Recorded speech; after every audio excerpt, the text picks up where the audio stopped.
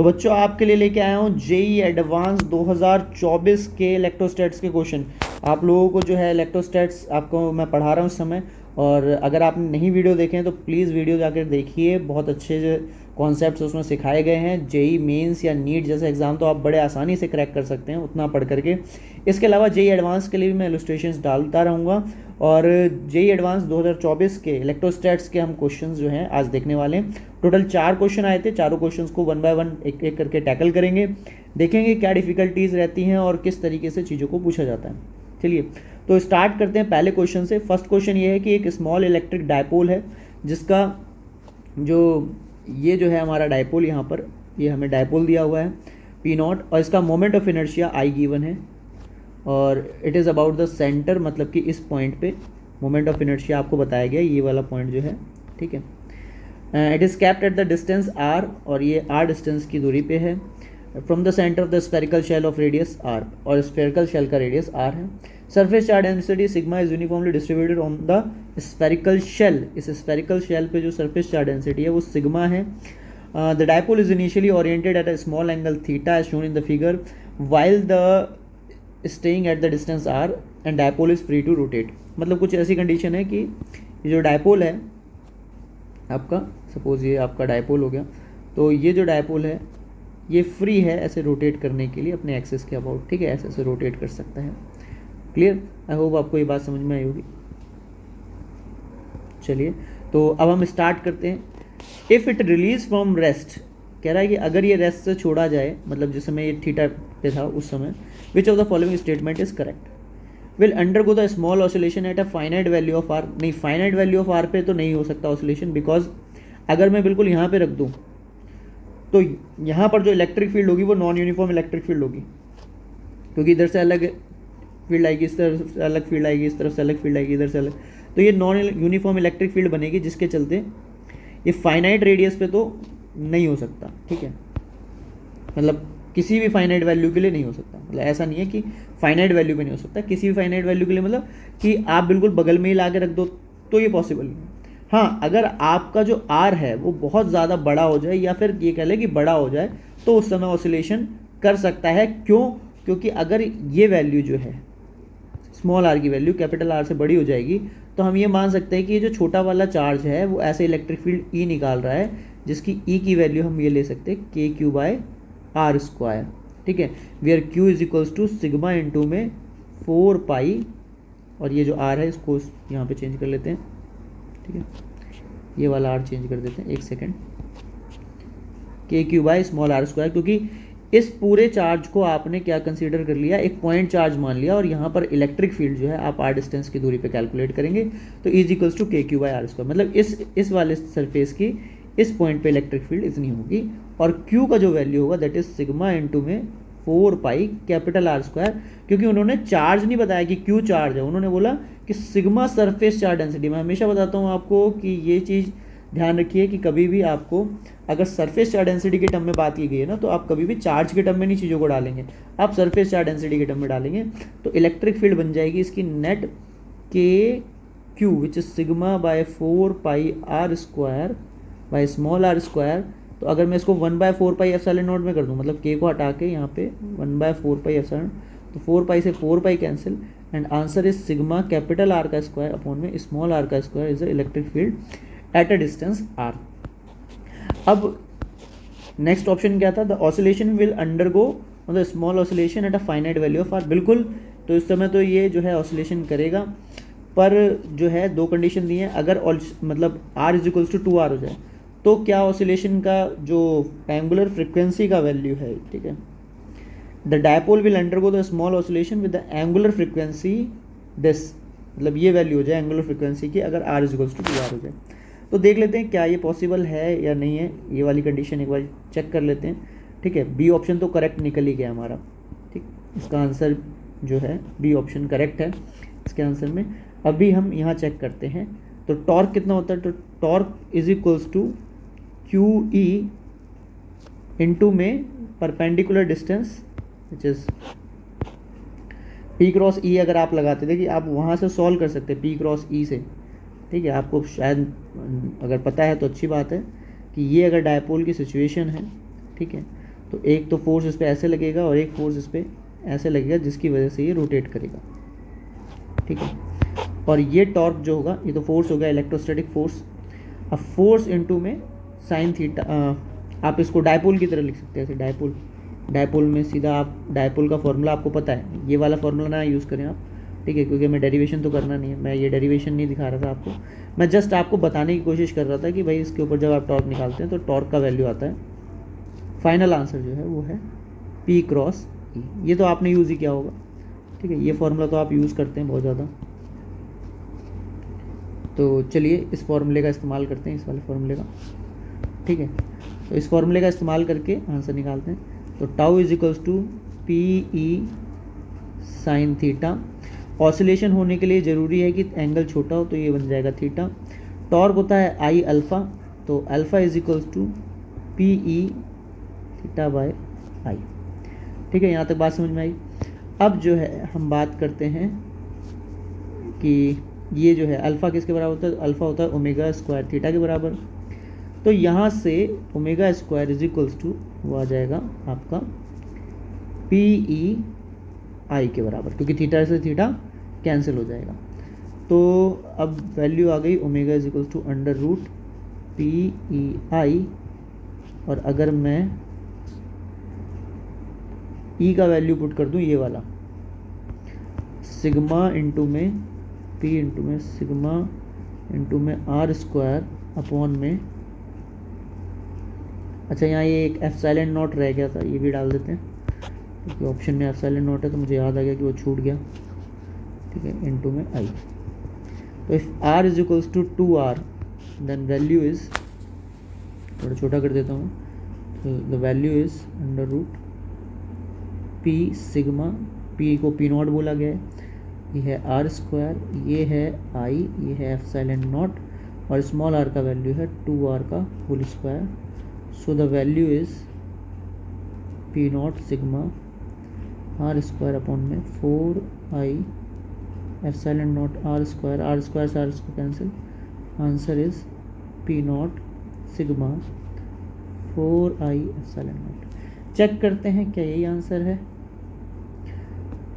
नहीं, ये बता रहा है 2 ऊपर है और हमारा 4 आ रहा है, तो इसका मतलब ये वाला तो ऑप्शन हमारा करेक्ट नहीं है, तो ये वाला भी इनकरेक्ट है और ये वाला भी इनकरेक्ट है, और इसमें मल्टीपल करेक्ट आंसर करेक्ट होते हैं। तो इस वाले में हम नेक्स्ट जो है कैलकुलेट करते हैं इसी प्रोसीजर से। ये वाला तो करेक्ट नहीं है, इसको हटाते हैं, साइड करते हैं, और इसकी जगह पे दूसरा कैलकुलेट करते हैं, तो which is R equal to, second condition है 10r की, ठीक है। तो 10r के लिए कैलकुलेट करते हैं, तो 10r के लिए आप निकाल लेंगे आसानी से p सिग्मा r का square divided by i epsilon naught 10r square, ठीक है। तो ये बन जाएगा r स्क्वायर से r स्क्वायर कैंसिल, 100 नीचे रह जाएगा, ठीक है। तो p sigma 100 epsilon naught P naught I, क्या ये वैल्यू है, चेक कर लेते हैं। ये हमारा ऑप्शन है sigma sigma P naught I not, बिल्कुल करेक्ट। तो ये जो है ये वाला ऑप्शन करेक्ट है। चलिए तो बच्चों अब नेक्स्ट क्वेश्चन लेते हैं, और नेक्स्ट क्वेश्चन में देखते हैं क्या चीज़ हमें गिवन है।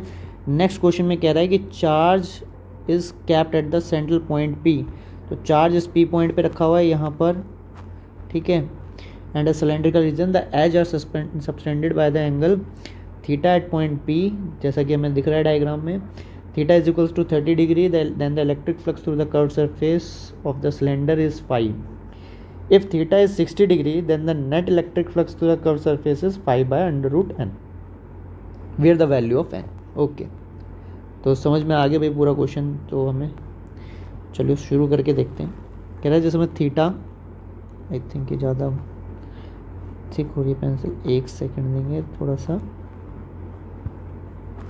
कह रहा है जिस समय थीटा का वैल्यू 30 डिग्री है उस समय तो फ्लक्स बन रहा है कर्व सरफेस से 5, और जिस समय थीटा का वैल्यू 60 डिग्री है उस समय फ्लक्स बन रहा है कर्व सरफेस से √n। तो बताइए n का वैल्यू क्या है। चलिए तो इसको हम सॉल्व करेंगे। ऐसे केस में सॉलिड एंगल से सॉल्व किया जाता है। तो सॉलिड एंगल हमारा जो है, हम देखेंगे कि ये फ्लैट सरफेस से कितना सॉलिड एंगल बन रहा है। तो solid angle through flat surface होता है 2 pi into 1 minus cos theta.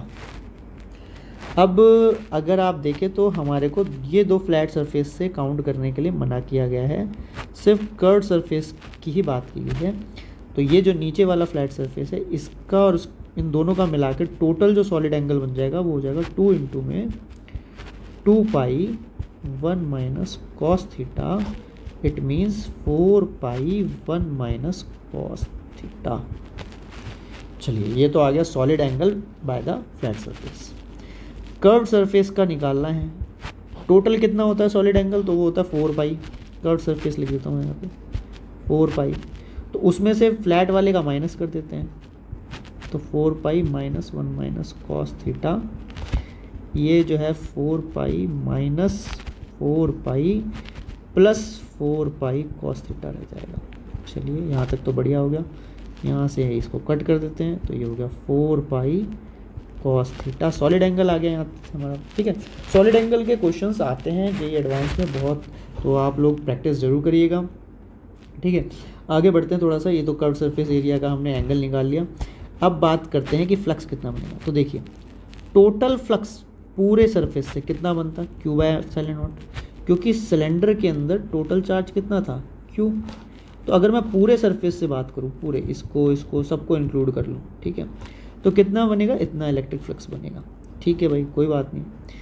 अगर 4 पाई टोटल सॉलिड एंगल है तो उसमें कितना बनेगा, क्यू बाय 4 पाई एप्सिलॉन, क्योंकि पूरे सॉलिड एंगल का जो सॉलिड एंगल है पूरा टोटल वो 4 पाई है, तो उसके अंदर चार्ज बनेगा 4 पाई एप्सिलॉन। तो जो हमें एंगल मिला है मतलब कर्व सरफेस का, उससे कितना बनेगा, तो यूनिटरी मेथड लगा देंगे। तो एक से कितना बनेगा, एक से बनेगा Q by 4 pi epsilon naught. तो हमारे वाले एंगल से बनेगा सिर्फ 4 पाई कॉस थीटा। तो यही जो फ्लक्स है इसी को हम बोल रहे हैं, इसी जो इस वाले सॉलिड एंगल से बना है इसी को हम फाई बोल रहे हैं। ठीक है, तो 4 पाई से 4 पाई कैंसिल, तो phi is equals to charge enclosed by epsilon naught cos theta. तो it means when phi one को मैं यहाँ पे फाई रहने देता हूँ, तो उस समय कॉस थीटा का वैल्यू कितना था, 30 डिग्री। और जिस समय ये 5 बाय √3 हो गया, सॉरी √3 नहीं, √n हो गया, 3 बोल रहा हूँ, √n हो गया, तो उस समय भी ये हो गया cos 60 डिग्री। ठीक है, 5 से 5 कैंसिल, ये √n ऊपर चला जाएगा, ये भी कैंसिल, cos 30 होता है √3 बाय 2 और ये था 1/2। तो ये 2 से 2 कैंसिल, 2 से 2 कैंसिल, ये सब कैंसिल हो गया। Then √n is equals to √3, n is equals to 3। क्या बात है, n इज इक्वल्स टू 3 गलती से जो मुंह से निकला वही आंसर हमारा यहाँ पे भी निकल गया। चलिए तो n का वैल्यू यहाँ पे हम प्लेस कर देते हैं। दैट इज़ बहुत अच्छा लगता है, पता है, आंसर आ जाए ना उसके बाद प्लेस करना बहुत अच्छा लगता है। तो √3, ये तो n पूछ रहा है तो n का वैल्यू 3 है। मज़ा आ गया। चलिए भाई नेक्स्ट क्वेश्चन पे चलते हैं। नेक्स्ट क्वेश्चन क्या कह रहा है समझते हैं इस क्वेश्चन को। नेक्स्ट क्वेश्चन है आपका, infinite long thin wire is a uniformly charge density, उसकी चार्ज डेंसिटी लैम्डा गिवन है हमें कितना, 5 nano coulomb per metre, is passing through the spherical radius of R. ठीक है, spherical shell of radius R. अच्छा, यहाँ से ये वायर जा रही है, ठीक है, आपकी ये लंबी सी वायर जो है ये जा रही है इन्फिनिटी से इन्फिनिटी, और ये पास हो रही है इस पॉइंट से, ठीक है, जिस स्फीयर का रेडियस 1 मीटर है। 10 nano coulomb charge is distributed uniformly over the spherical shell. तो यहाँ पे हमें सरफेस चार्ज डेंसिटी की जगह क्या दे रखा है, चार्ज दे रखा है, सीधा 10 नैनो कूलम का चार्ज है। ठीक है, कोई दिक्कत नहीं। If the configuration of the charge in the remain static, the magnitude of the potential difference P and R, P और R का potential difference पूछ रहा है, तो VP माइनस VR हमें निकालना है। ओके, और 1/4 का वैल्यू 9 × 10⁹ यूज़ कर सकते हैं। नेचुरल लॉग 2 को 0.7 यूज़ कर सकते हैं। तो तो सबसे पहले हम क्या करेंगे, पहले स्फीयर के चलते पी पॉइंट पे निकालते पोटेंशियल कितना होगा। तो स्फीयर के चलते कितना होगा, तो जो इसके यहाँ पर होगा शेल के इस शेल पर होगा ना, इस पॉइंट इस पूरी शेल पे बच्चों, वही इसके पी पॉइंट में अंदर भी होगा, क्योंकि पोटेंशियल कांस्टेंट रहता है कंडक्टर्स के अंदर, और ये कंडक्टिंग शेल है, तो इसका मतलब पोटेंशियल सेम रहने वाला है। तो कितना रहेगा के क्यू बाय आर, और आर पॉइंट पे कितना होगा, तो आर पॉइंट पे भी हो जाएगा के क्यू बाय आर टू, और इन दोनों को माइनस कर देंगे तो ये स्फेरिकल शेल का आ जाएगा। ठीक है, इस शेल का निकाल रहे हैं, भूल मत जाना भाई। ठीक है, के क्यू भूल नहीं जाना रे, सच्चा तेरा प्यार है, क्या करें यहाँ पर, बचपन का प्यार भूल नहीं जाना। तुम क्या सोचते हो, तुम भी रील देखते हो क्या? यार मैं भी देखता हूँ, पर फालतू टाइम में। अभी जो है वैल्यू निकाल रहे हैं, बताओ, बैठे हुए हैं आपके लिए वीडियो बना रहे हैं। रात के कितने बज रहे हैं, 2 बज रहे हैं। वैसे भी सुबह दिमाग नहीं चलता मेरे को वीडियो बनानी है। ये एक्चुअली मैं आता ही 9 बजे हूँ, और 9 साढ़े 9 बजे मैं 10 बजे तक आता हूँ घर पे। तो फिर उसके बाद मैं रात को बैठ कर तुम्हारे लिए वीडियो बना देता हूँ। मैं सोचता हूँ यार चलो कुछ तो अच्छा करें लाइफ में, कुछ तो बढ़िया करते हैं लाइफ में बच्चों के लिए।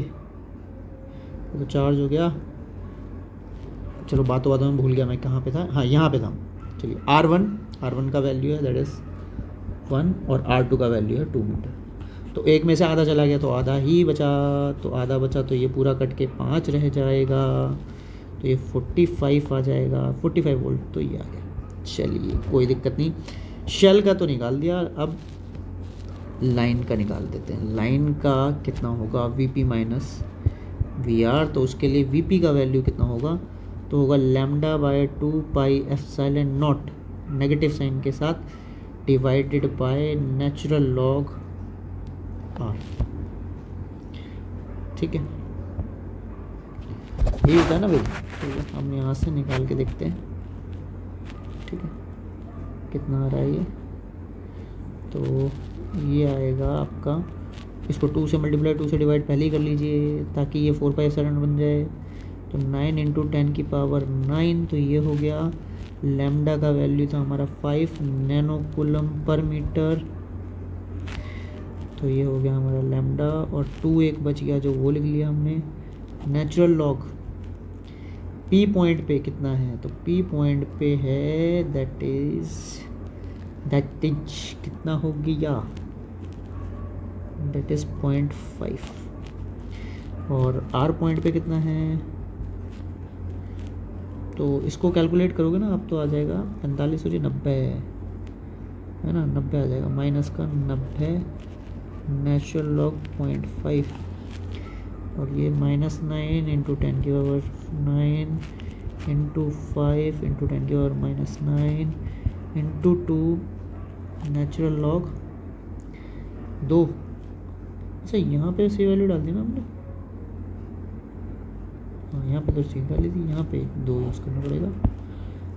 ठीक, चेक कर लेना चाहिए, कैलकुलेशन एरर ना हो ना, पता चला हम सॉल्व करके बैठ दें कैलकुलेशन एरर हो जाए, क्या फ़ायदा। सच्चा तेरा प्यार है। VP माइनस VR, यार मुझे तो पता है क्या है, मुझे तो समझ में नहीं आता ज़िंदगी में चल क्या रहा है, बस मज़ा ही आ रहा है, बस चल क्या रहा है पता नहीं, बस मज़ा आ रहा है। तुम भी लो यार, मज़े लो ज़िंदगी के।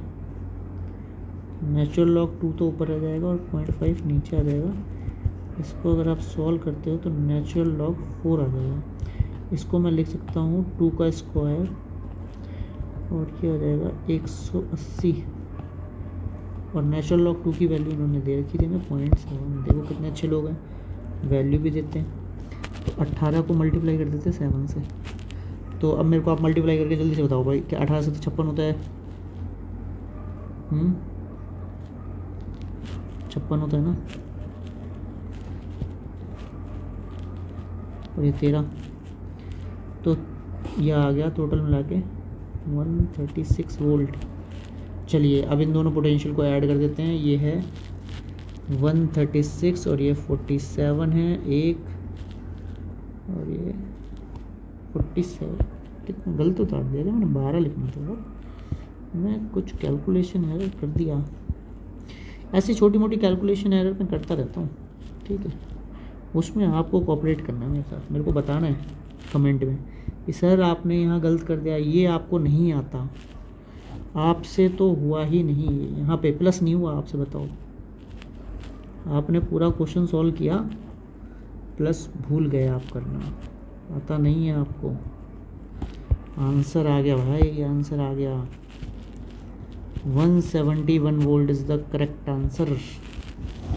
चलिए, आई होप आपको समझ में आया होगा। स्क्रीनशॉट लेना है तो मैं एक एक बार जो है आपको स्क्रीनशॉट लेने का मौका देता हूँ। भाई यहाँ से आप पहला स्क्रीनशॉट ले सकते हैं, फिर यहाँ पे आप सेकंड स्क्रीनशॉट ले सकते हैं, फिर यहाँ पे आप थर्ड स्क्रीनशॉट ले सकते हैं, एंड लास्ट चलते हैं और यहाँ पर आप जो है तीसरे क्वेश्चन का चौथा स्क्रीनशॉट ले सकते हैं, क्योंकि जो है ये हमने कंप्लीट कर लिया है। अब आज का लास्ट क्वेश्चन देखते हैं क्या क्वेश्चन है। क्वेश्चन हमने 12 मिनट जो है 15 मिनट के अंदर 15-20 मिनट में कर लिए हैं। क्वेश्चन 4-5 मिनट के हिसाब से एक क्वेश्चन लिया है, बट उसमें मेरे को समझाना भी था, ठीक है। अगर मैं खुद से सॉल्व करता जल्दी जल्दी तो शायद और जल्दी सॉल्व हो जाते। खैर, एक क्वेश्चन देखते हैं क्या है।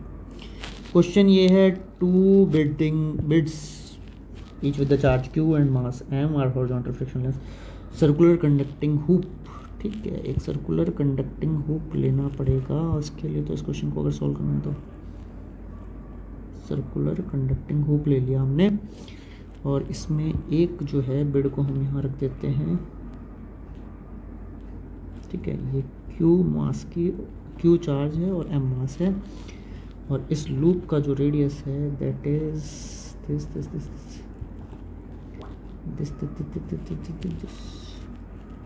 this is r. One bead is glued at the some point, तो मान लेते हैं हम कि हमने यहाँ पे ग्लू कर दिया इसको, ठीक है। while the other is perform the oscillation about the equilibrium position, और ये जो है सपोज इसकी इक्विलिब्रियम पोजीशन है, तो यहाँ से हमने इसको डिस्टर्ब किया यहाँ पे, तो अब ये ऑसिलेशन करेगा। अब ये जो है ना, ये वाला चार्ज है, ये चार्ज ऐसे से घूमेगा, ऐसे से घूमेगा।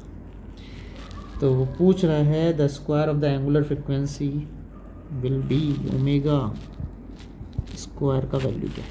चलिए, क्वेश्चन तो समझ में आ गया, आंसर निकालते हैं, देखते हैं क्या बनता है।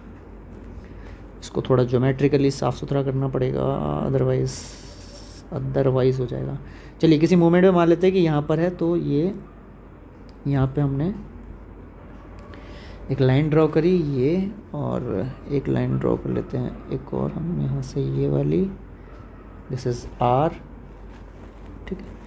ये वैल्यू 2r है यहाँ से यहाँ तक की, ठीक है। ये 2r की वैल्यू है, और ये एंगल मान लेते हैं हम कुछ अल्फ़ा ले लें भाई, और यहाँ से इस लाइन पर लाइन ऑफ एक्शन लगेगा, फोर्स QE, और इसका जो टेंजेंट होगा इसके अलॉन्ग एक नॉर्मल फोर्स लगेगा टेंजेंट के अलॉन्ग। टेंजेंट बनाने दो यार, टेंजेंट बनाने दो अब तुम। इसकी टेंजेंट ऐसे ड्रॉ कर देते हैं, थोड़ी सी टेढ़ी ड्रॉ हुई, ये हुई बात। That's the tangent. That's the tangent, and that's the normal, जो कि इसके सेंटर से पास होगा यहाँ से। सर रे ऑप्टिक्स में पढ़ते हो आप लोग कि ये नॉर्मल जो है हमेशा किसी भी पॉइंट से रेडियस ऑफ कर्वेचर से ही पास होता है। तो ये हमने ऐसे पास कर दिया, मतलब नॉर्मल फोर्स तो लग रहा है ऐसे, ठीक है। ये एंगल अल्फ़ा है तो इसको भी एंगल अल्फ़ा ही मानना पड़ेगा, क्योंकि ये दोनों जो ट्रायंगल है इस पॉइंट से सिमिलर ट्रायंगल्स बनेंगे, तो ये अल्फ़ा बनेगा, और ये अल्फ़ा है तो ये दोनों इंटीरियर एंगल का सम इसको मिला के बना देगा 2α, क्योंकि दोनों इंटीरियर एंगल का सम बराबर होता है एक्सटीरियर एंगल के, तो ये हो जाएगा 2α। चलिए भाई, यहाँ तक तो बात समझ में आई। अब इसका अगर मैं रेजोल्यूशन करूँ तो ये तो हो जाएगा क्यू ई, ये भी अल्फ़ा है क्योंकि ये अल्फ़ा है, तो ये भी अल्फ़ा हो गया। तो एक क्यू ई कॉस अल्फ़ा, और ये वाला फोर्स इधर जो लग रहा है दैट इज़ क्यू ई का साइन अल्फ़ा। ये खिचड़ी समझ में आ रही है ना भाई तुम लोगों को? पता चला तुम्हें जो है खिचड़ी नहीं समझ में आई, क्या पका दी। अब ये जो फोर्स है, ये वाला फोर्स, ये रीस्टोरिंग फोर्स है, ठीक है, ये इसको रीस्टोर करेगा, इसी की वजह से ये बार बार एसएचएम करेगा, नहीं तो ये एसएचएम नहीं करेगा। तो इसका मतलब मुझे फोर्स मिल चुका है, मज़े आ गए। Force is equals to Q E sine alpha. अब क्या कर सकते हैं, ठीक है, अब हम क्या कर सकते हैं, अब हो गया ये क्वेश्चन थोड़ा सा और मुश्किल भरा। इलेक्ट्रिक फील्ड कितनी है, चलिए वो देखते हैं। तो ये डिस्टेंस कितना है, उसके लिए ये पता करना ज़रूरी है कि ये वाला डिस्टेंस कितना है। तो अगर ये डिस्टेंस r है और ये एंगल अल्फ़ा है, ठीक है, और यहाँ से मैंने एक टेंजेंट की जगह पे यहाँ पर एक परपेंडिकुलर ड्रॉ कर दूँ ऐसे, जिसको ज्वाइन करें, तो ये हाइपोटेन्यूज हो गई। तो ये हाइपोटेन्यूज का ये यहाँ से यहाँ तक हो गया, ये r cos 2 alpha, r cos 2 alpha. या फिर मैं एक काम कर सकता हूँ कि इसको r 2 अल्फ़ा की जगह यहाँ पे 1/2, यहाँ 1/2, यहाँ 2 रहने देता हूँ, ईजी हो जाएगा थोड़ा सा, क्योंकि वो r का स्क्वायर है, फिर मेरे को वहाँ पे भी आइडेंटिटी में खोलना पड़ेगा। तो इसको कर देता हूँ आधा इसको, ठीक है, तो मेरे को आइडेंटिटी में नहीं खोलना पड़ेगा उसको। और यहाँ मैं कर देता हूँ इलेक्ट्रिक फील्ड, आपको समझ में आएगा बाद में कि आइडेंटिटी क्या करने का मतलब। नीचे r स्क्वायर लिखना पड़ेगा मुझे, और वहाँ r cos 2 अल्फ़ा का स्क्वायर करूँगा तो फिर मेरे को cos 2 थीटा की जो है आइडेंटिटी पुट करनी पड़ेगी, और फिर मेरे को वहाँ से सॉल्व करना पड़ेगा, वो ज़्यादा प्रॉब्लमेटिक हो जाएगा। अब समझ में आया कि आइडेंटिटी क्या बोल रहा हूँ। चलिए तो स्टार्ट करते हैं। 1/4 पाई एप्सिलॉन नॉट, इलेक्ट्रिक फील्ड कितनी होगी इस पॉइंट पे, क्यू चार्ज अपॉन में r का स्क्वायर, r का स्क्वायर हो जाएगा r स्क्वायर इंटू में कॉस स्क्वायर अल्फ़ा इंटू में साइन अल्फ़ा बाय 2। जब एंगल बहुत छोटे होते हैं तो साइन अल्फ़ा को हम अल्फ़ा बाय 2 और कॉस स्क्वायर अल्फ़ा को हम 1 लिख सकते हैं। लिख सकते हैं, नहीं लिख सकते भाई, लिख सकते हैं। तो हम इसको कर लेंगे क्यू स्क्वायर अपॉन में 4 पाई एप्सिलॉन नॉट, ठीक है। और थकने लग गया, एक सेकंड भाई, मेरे को जगह चाहिए, मैं थक रहा हूँ थोड़ा सा बैठे बैठे। लास्ट क्वेश्चन ने तो काफ़ी जान निकाल ली है, सही करो ना, लास्ट क्वेश्चन ने काफ़ी जान निकाल ली। चलिए कोई नहीं, फिर भी हम सॉल्व करके मानेंगे, हम जो है इसको सॉल्व करके मानेंगे। ये r स्क्वायर था हमारा और इसको हमने लिख लिया था 1, क्योंकि एंगल बहुत छोटे हैं तभी एसएचएम होता है, एंगल छोटे होते तभी एसएचएम होता है। और यहाँ रह गया हमारा अल्फ़ा बाय 2, ठीक है। अब हमें क्या चाहिए, हमें फोर्स मिल चुका है इन टर्म्स ऑफ अल्फ़ा। अच्छा एक चीज़ और मिस हो गई, अरे रे रे रे, एक चीज़ मिस हो गई बच्चों, एक चीज़ मिस हो गई। ये अगर 2r था तो यहाँ पे इसका 2r cos अल्फ़ा बनेगा ना, तो यहाँ 2 का स्क्वायर भी होना था, तो ये 4 हो जाएगा। तो यहाँ पर एक 4 और इंट्रोड्यूस कर दीजिए, 1/4 और इंट्रोड्यूस कर दीजिए, तो ये हो गया 4 4 16 16 और ये 32। तो नीचे तो आ रहा है 32, ऊपर है Q square 4 pi epsilon not, sorry pi epsilon not r square, कौन से वाले ऑप्शन में 32 है, दैट्स इट, ये हो गया। ये आंसर तो निकाल लिया जी हमने, पर अब मैं आपको इसका पूरा सॉल्यूशन दे देता हूँ। आंसर तो हो गया डन, वहीं से 32 निकाल लिया ना हमने।